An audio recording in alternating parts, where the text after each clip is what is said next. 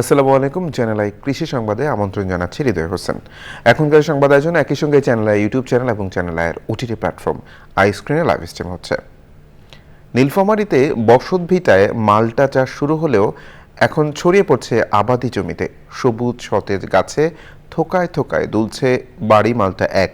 সুস্বাদু ও রসালো হওয়ায় ভালো দাম পাচ্ছেন চাষিরা। নীলফামারী প্রতিনিধি আনোয়ারুল আলমের তথ্য ভিডিও চিত্রে রাজীব আহমেদের রিপোর্ট। নীলফামারীর জলঢাকার বাসিন্দা আশরাফুল কৃষি বিভাগের পরামর্শে ২০১৭ সালে স্বল্প পরিসরে মাল্টা চাষ শুরু করলেও এখন ৪ বিঘা জমিতে করছেন মাল্টার চাষ।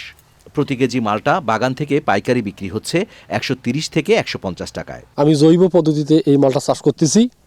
এখানে কোনো ফরমালিন যুক্ত নয়, কোনো বিষক্রিয়া দেওয়া নয়, যেটাকে জৈব সারের মাধ্যমে আমরা ভার্মি কম্পোস্ট এবং বাড়ির পচনীয় আবর্জনা দিয়ে যেভাবে চাষ করা যায় সেভাবে করতেছি। মাল্টা চাষে উৎসাহিত হয়ে অনেকেই পরামর্শ নিচ্ছে আশরাফুলের কাছ থেকে। মাল্টার বাগান দেখে আমার খুব ভালো লেগেছে। মালটাও ইনশাআল্লাহ কালার খুব ভালো, মালটাও খুব সুস্বাদু এবং মিষ্টি। মাল্টার চাহিদা বেশি থাকায় পাইকার প্রতি মন ৫,২০০ টাকায় বাগানে এসে কিনে নিয়ে যাচ্ছেন। কালারও অনেক ভালো, মালটার মানও অনেক ভালো, সাইজটা ভাই মোটামুটি অনেক ভালো আছে, মালটা মিষ্টিও আছে। আশরাফুল ভাইয়ের মালটার মালটাটা ভালো, বাড়ি মালটা, রস এবং মোটামুটি মিষ্টি ভালো। এই জন্য আমরা মালটাটা ১৩০ টাকা কেজির দর কিনতেছি।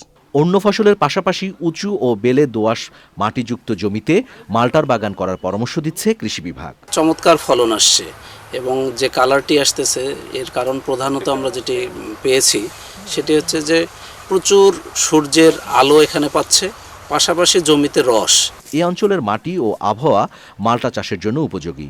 সম্মিলিত মাল্টার বাগান বাড়ানোর জন্য সরকারের নানান উদ্যোগ নেওয়ার দাবি চাষিদের।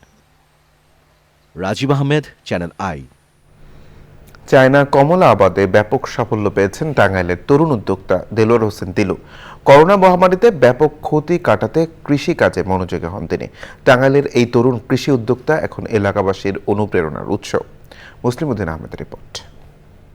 টাঙ্গাইলের মির্জাপুর উপজেলার ফাঁসগাঁও গ্রামের হাজীবাড়ির ছেলে দেলোয়ার হোসেন দিলু রাজধানীর তিতুমির কলেজ থেকে স্নাতকোত্তর ডিগ্রি নিয়ে শুরু করেন তৈরি পোশাকের ব্যবসা। করোনা মহামারীর সময় লোকসানের মুখে পড়েন তিনি। নিজেদের জমিতে শুরু করেন চায়না কমলা, মাল্টা, লেবু ও পেঁপে চাষ। এবার যেহেতু গাছ আর একটু বড় হয়েছে, এবার আমার লক্ষ্যমাত্রা এই ১৪০টা গাছ থেকে ৩,৫০,০০০ টাকার মতো হবে। আর এখানে আমার গাছের পরিচর্যা বাবদ প্রায় ৬০ থেকে ৭০,০০০ টাকার মতো খরচ আছে। তো আমি মোটামুটি বলবো যে আমি এই কমলা চাষ করে আলহামদুলিল্লাহ স্বাবলম্বী। প্রতিদিনই দূর দূরান্ত থেকে লোকজন আসছেন দিলুর বাগান দেখতে, অনুপ্রাণিত হচ্ছেন অনেকেই।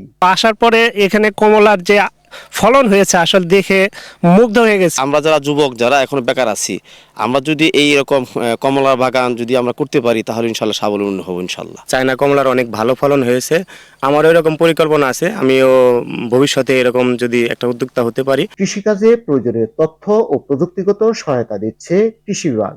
যেই ধরনের সহযোগিতা দরকার, বিশেষ করে চারা কিভাবে তৈরি হবে, তারপরে কখন কোন পোকামাকড় হলে কি ধরনের পেস্টিসাইড আমরা ব্যবহার করব, মানে মোটামুটি পরামর্শগত এবং প্রযুক্তিগত যত সহায়তা আছে সেটা আমরা করেছি। টাঙ্গাইলের পাহাড়ি এলাকার মাটি কমলা চাষের উপযোগী।